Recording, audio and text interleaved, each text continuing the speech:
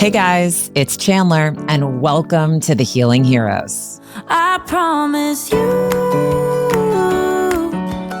I'm Chandler Stroud, an executive, wife, and busy mom of two, who after years of living with anxiety, health struggles, and an unshakable feeling like I should be happier, made a profound discovery that changed everything. Join me on a journey where unexpected paths lead to healing and more happiness. On this show, we'll explore unconventional ways to unlock more joy in your own life with the help of my very own healers and trusted advisors, the Healing Heroes.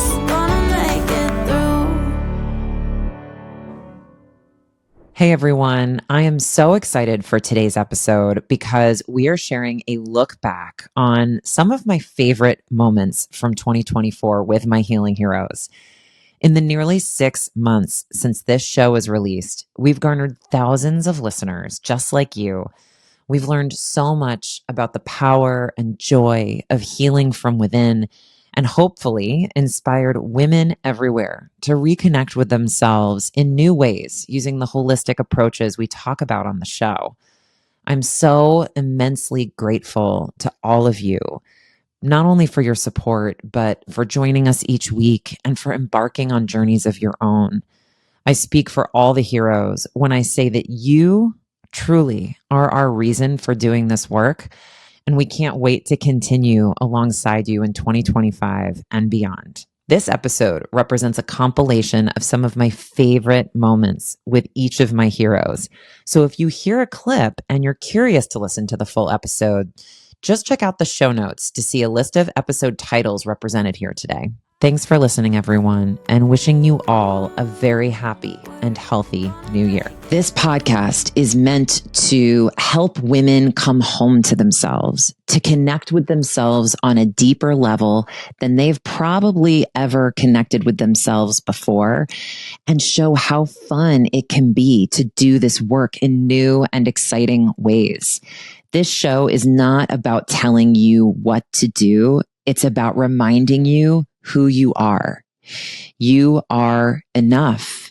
You are amazing. And if nobody has told you this lately, you are doing a great job, whether that's at work, whether that's in mothering your children, whether that's being a supportive spouse or a good friend in your community, good to yourself. You are doing a good job. And you've proven to everyone around you that they can count on you. So now I'd offer that maybe it's time to take care of yourself.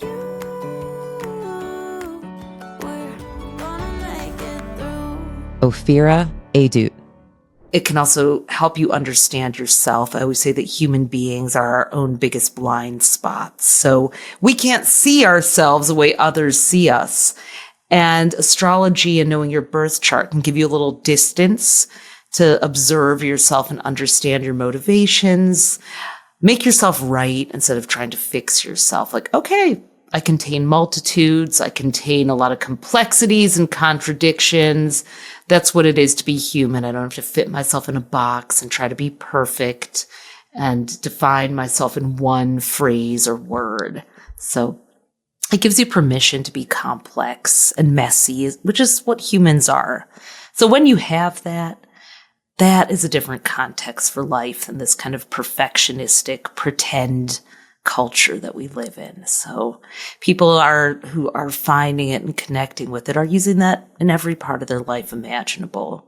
Happier relationships, more satisfaction at work, parenting, everything. You're perfectly designed the way you are. It doesn't mean that you're doing it perfectly. It doesn't mean that you can't improve behavior, choices, productivity, efficiency, but you can do it in a way that affirms who you already are, not with the lens of fixing or changing yourself. There's nothing to change. And astrology, it's a tool, not a rule. And it's a tool for helping you see where those opportunities are, like just a little calibrate to your I am, to your personality and truth, and you can find happiness, success, and fulfillment. It's just, it's a daily practice.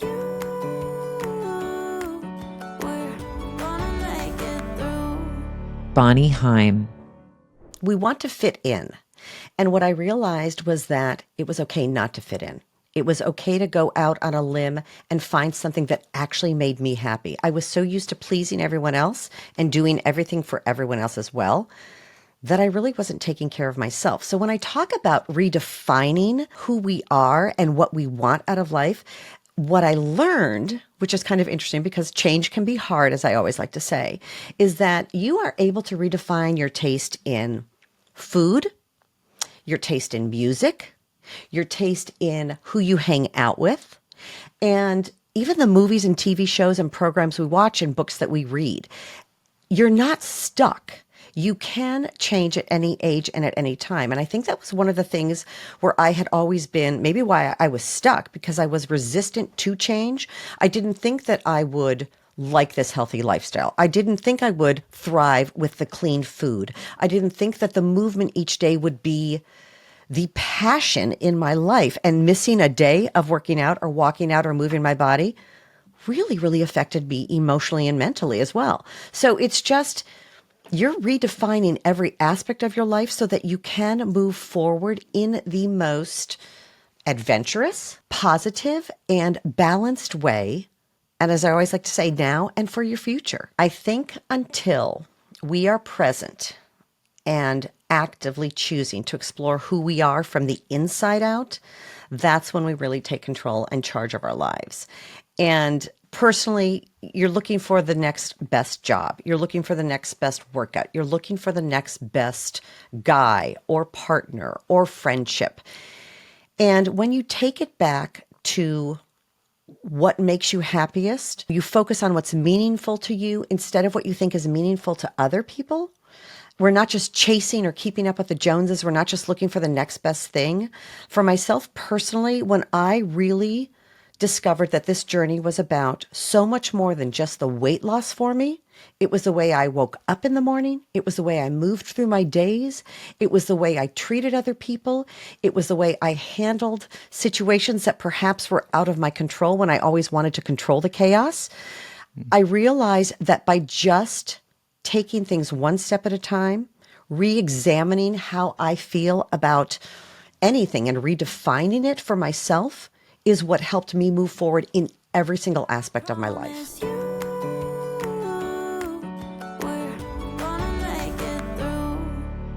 Nicole Kim. The sound healing is there to bring you into a deeper state of relaxation. So you would typically be lying down or maybe sitting in a meditation with the eyes closed. And there's no effort on your part outside of just being open to receive. So closing the eyes and the breath and just listening to the music and or the sounds and allowing them to just flow through you organically. And the way that I like to describe sound healing, and the analogy that I use often is if you can imagine waves or a rippling effect in a lake during a thunderstorm. It's essentially what happens to our bodies in a sound bath. We're made up of over 60% water. And so the sound frequencies ripple through our body and they create this balance. And so people are hearing, sound coming from one side and sort of flowing through the other side. And they're feeling sensation in the body that they never even acknowledged or knew of before. And they're doing this naturally and organically. And it's an achievable experience for anyone who is open to the practice. And every experience will be unique. Depending on where you are in your journey and your healing journey will determine how you experience that session or sound bath or experience. And it will change depending on the group that you're in, whether it's in a specific space. The space will determine it, and the people within it will determine your experience.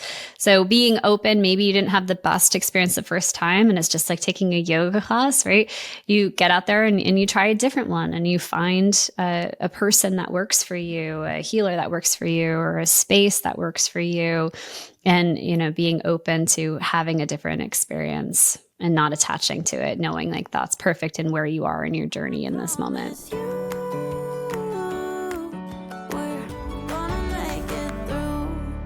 Jacques Depardieu. We not only digest the food we have to digest our life.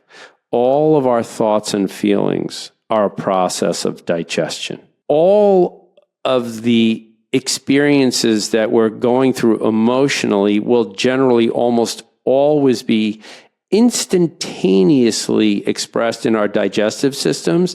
And if we continue that way, they will manifest themselves in something that sooner or later is going to get a name. In our culture, we call that a diagnosis. So we give our authority away to the acid reflux medication or the doctor that prescribed it or whatever and go about our lives, or to the holistic healer that, told us to change, whether it's acupuncture or yoga or whatever. And really what we need to understand is that what's happening is our body is doing the healing. And the way that we're experiencing our lives is changing. And it's not just because I got an acupuncture treatment, which made me relaxed, but it's because I'm experiencing my life in a new way.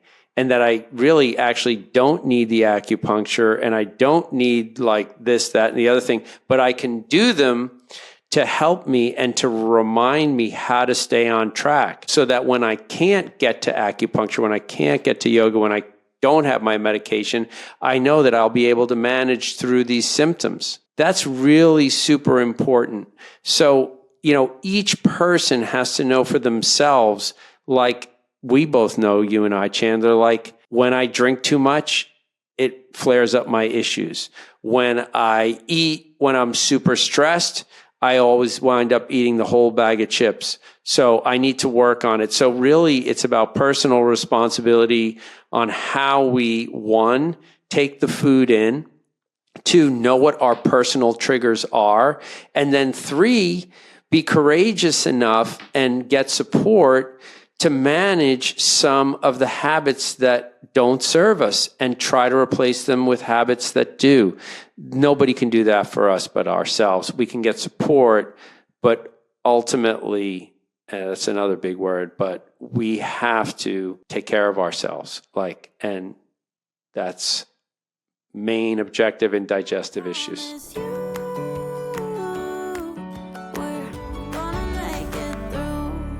Jen Baumgold. Our body, our nervous system, it doesn't know when things are real or imagined, right?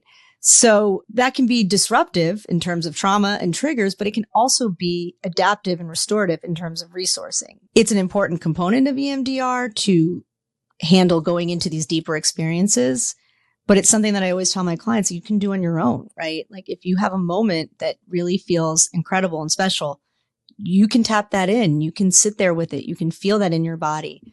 Or if you're feeling anxious about something, you can remember a time when you felt calm and relaxed and kind of go to that. And I say peaceful place over safe place because the word safe can be triggering for a lot of people. Mm-hmm. But when you say peaceful place and you think of, it's very similar to like guided imagery or meditation, some place where you can imagine going, that you just feel a sense of peace, a sense of wholeness. We really engage all the senses in that. For a lot of people, it's the beach, which water is very calming. So if it's the beach, it's, imagine like your toes in the sand, or imagine like the sound of the waves or seagulls, the smell of the salt, boardwalk French fries, whatever it is that conjures up that like full sensory memory, right? In your body and in your mind, where you can feel yourself in this place where you're okay, right? You're whole, you're okay, you're at peace. And a lot of times we'll close out an EMDR session with that because we're going back into these very traumatic events and you're re-experiencing them. So kind of bringing it back to like, the awareness that you can be safe, you can be at peace, you can, and that was within you, right? This is not like an external thing. You're not actually flying to the beach, you're not, but you have these memories in there and you can light them up anytime with your imagination.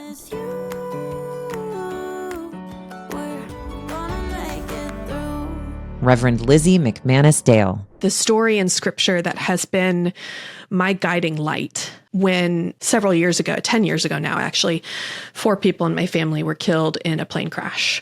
Oh, Lizzie, I didn't know. I'm so sorry. Yeah, thank you. It's, it's terrible. Like no one knows why it happened. Something malfunctioned in the engine and it exploded, and it was instant and horrific. And there's no like guidebook for that, right? Like it's a wild thing to lose a whole branch of your family. I mean, aunt, uncle, and 2 cousins. And what my father said, and everyone in my family kept coming back to, is the story of Jesus in John chapter 11, where his friend Lazarus has died. And Lazarus had 2 sisters, Mary and Martha.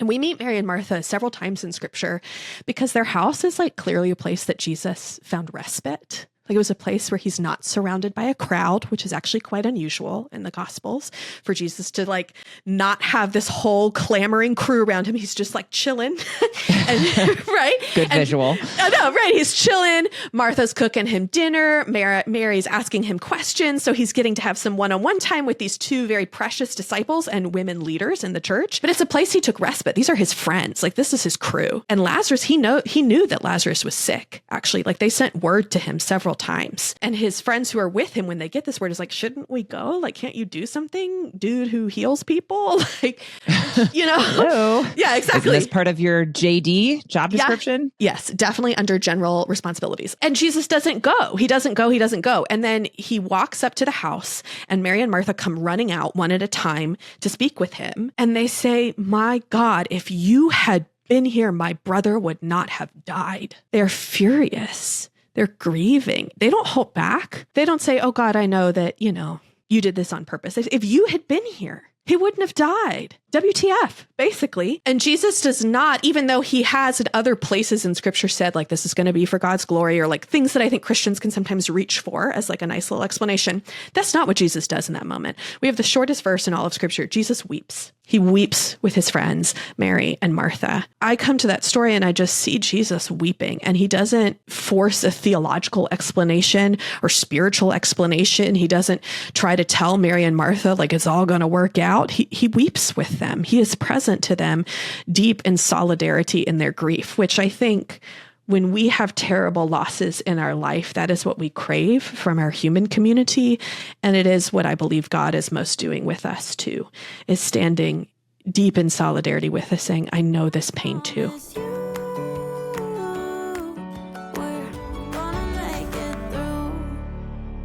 Katie Wee. We all need to feel safe. We all need to feel safe, and we want to feel safe. But if you don't feel safe in the world, your body is going to keep that memory. Your body's going to keep that belief that I got to keep myself safe somewhere in there. And it's going to manifest as trying to kind of be perfect in all these different ways, or to rehash a conversation to wonder if I came off weird, like you were saying, like totally do the same thing, or to go, let me go out into the future and try to move all these pieces around and try to manufacture this perfect future so I can control the outcome so I don't have to stress about it. But as we all know, you can't control outcomes. Right? So trying to control outcomes ends up making you just more stressed because you know it's not possible, right? So all the things that we do to try to mitigate our anxiety often end up causing more anxiety. And then we end up in this spiral. And I found myself in that place, very much so. I realized that more planning, more perfecting, more managing, more perfect looking posts on Instagram, like these things were not going to make the anxiety go away. The anxiety needed to be talked to, needed to be dealt with itself. And something that really helped me was just sort of being able to speak to that piece of myself that was scared. Because we all have it, right? Like if you were a little bit bullied or just nervous in high school all the time that you were, get iced out of your friend group, which is like almost every woman I know is like in high school going through like, am I okay? Am I okay? Am I okay? Are people talking bad about me? Like, am I fine? It's like the most, or in middle school, those 2 times are the worst. And if you just always had, in times long ago, if you were isolated from your tribe, that meant you would die. So we have this deep need to feel accepted. So if that's your fear, or if my fear was just that I'm not kind of safe in the world, I didn't totally understand that I felt that way until I did some processing around that. But I just didn't really feel safe in my body, and I didn't really feel safe in the world. And something that really helped me was being able to talk to that part of myself and to just say, hey, I'm here with you. It's okay. I know you feel a little scared right now, but this is going to be okay. I got you. I'm always going to be with you. I love you. We can leave anytime we want if we want to leave early. It's no big deal. Just being able to be kind to that part of myself, that really, really helped me.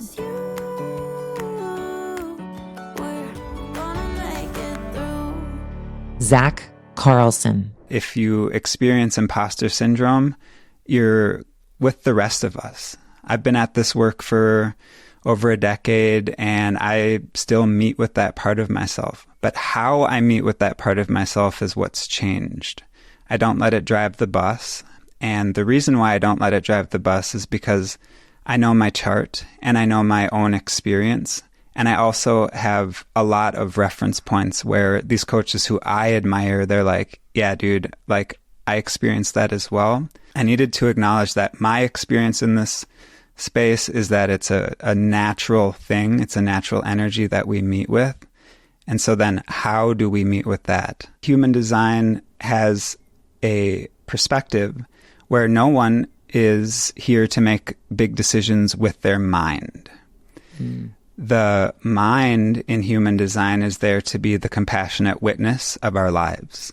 It's the thing that records everything that we do, which is kind of a trippy thought to me. Our eyes, our ears, our eyes are cameras, our ears are these microphones, our mouth is a speaker, and the brain is there just witnessing it.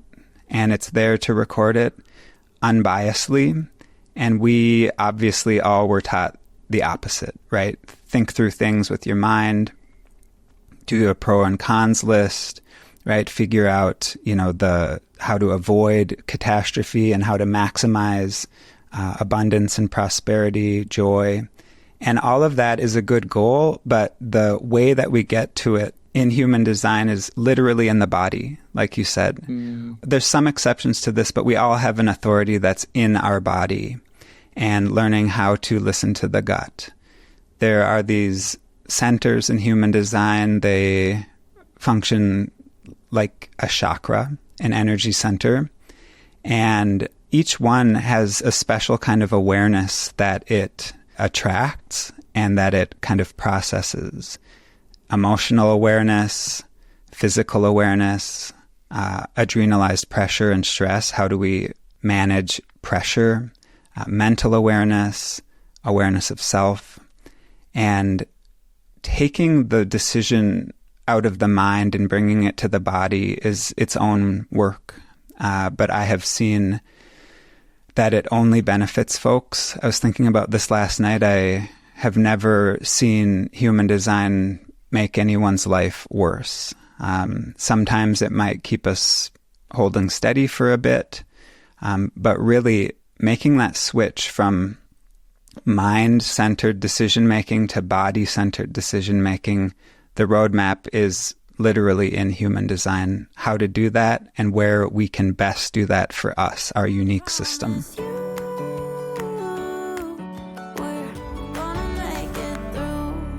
Karen Remele. Across the board, men or women, children of any age, someone could have just made a comment to you about how you look, a body part, your nose, whatever it may be. And whatever else you might be going through at the time, it just stings. And then you blow it off.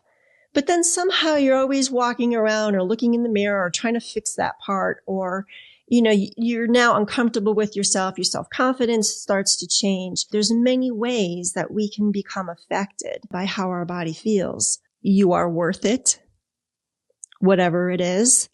Who you are is enough.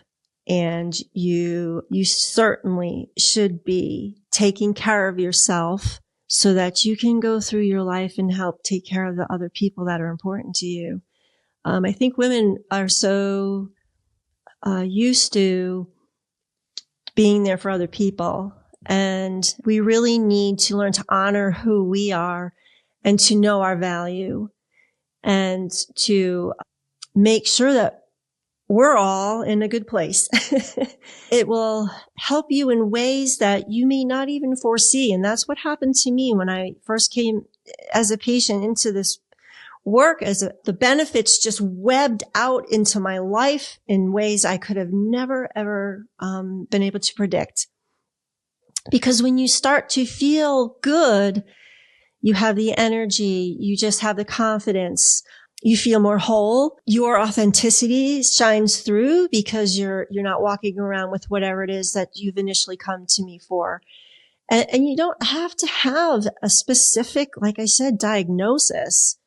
Sometimes you're not given a specific diagnosis, and that's what oftentimes will send a person looking for who can help me with this, because I'm not being given a diagnosis. I'm not being given a certain set of words or direction that I should go in. We all have our own healing journeys, and we all find the things that help us from different ways of arriving. But once you've arrived, you're like, wow, okay.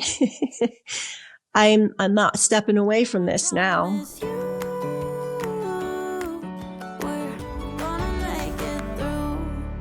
Lee Morgan. To me, intuition is the same thing as psychic. It's getting information that you can't figure out how you got it. That's why it's so hard to accept, right? You know, I mean, this is where I love to talk about Einstein. Einstein had this quote that I will read so I don't get it wrong. The intuitive mind is a sacred gift, and the rational mind is a faithful servant. We have created a society that honors the servant and has forgotten the gift. So Einstein was basically like, this is where all the good stuff is. And then you use your rational mind to figure out how to do it. And instead, we live in a world, I've grown up in a world where the rational mind is the boss and the intuitive mind is kind of kicked out as that doesn't make any sense. Your story of the podcast is so perfect for this discussion because, first of all, a very rationally driven mind would have felt, which is my understanding of what you did, would have kind of felt and kind of known that it was time for you to transition into something new. But it didn't make any more sense than that, right? Yeah. And then through our reading, you got some information on maybe zoning in on what that something, at least the world in which that something new existed, right? But you still were like, I don't really know. Now, super rational mind would have just thrown all that out and said, you know what? I have a job. You don't get to do everything you want to do in life. Why reach for the stars? That's silly. Everything's secure. Why go changing stuff? I can't make any sense of this feeling I'm having, so I'm just going to throw it out. Right? Yeah. And so, because what I love about what Einstein said is he acknowledges that both parts of both minds are important, but he's saying one should serve the other.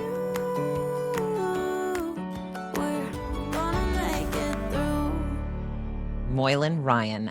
So the first thing I would say to a person is to become aware of the breath, having long exhalations, breathing in, long exhalations so the body begins to relax.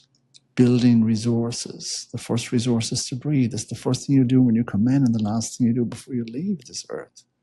So we've become so dysfunctional in our breathing patterns. Breathing means presence. Breathing means awareness. Breathing means connection with yourself, with others, with humanity. Yeah, that's what I would say to a person. And the other thing I would say is to take some time to meditate, to find that quiet time, to be able to build a resource so you can return to being centered, being grounded, being present, being responsive rather than being reactive. Because the person who's stressed and who's absent and dysregulated, they're on it like a treadmill. And they have the same thoughts, disturbing thoughts, as they had yesterday, and will have the day after. It's like a rehearsal. That's what's called reacting. We're reacting a script that's been written for us by the external world.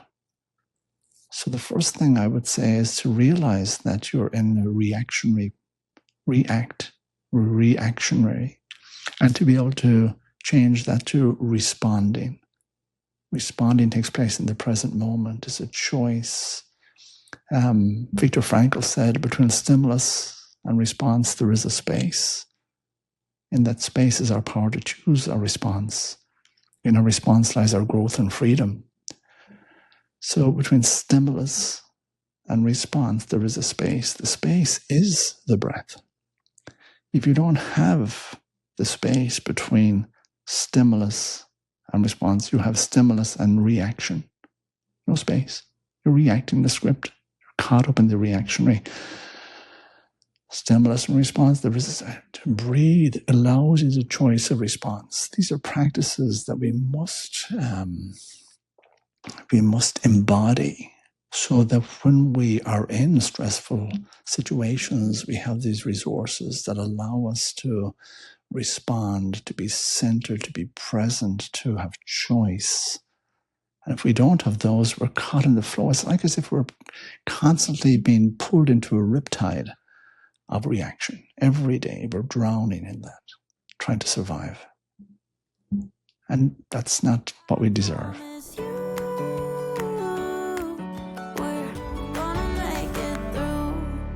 Kate Demelo. Technically, the relationship between the breath and the reset breathwork method and emotions in particular, it allows the body to process through and bring up and release the stored energy of the emotions that are not processed, which is why you may cry, you may scream, you may laugh, you may get angry. People have all of those reactions. People have one of those. Like, that is the somatic body connection of the breath and the emotions that have been stored in the body and not processed.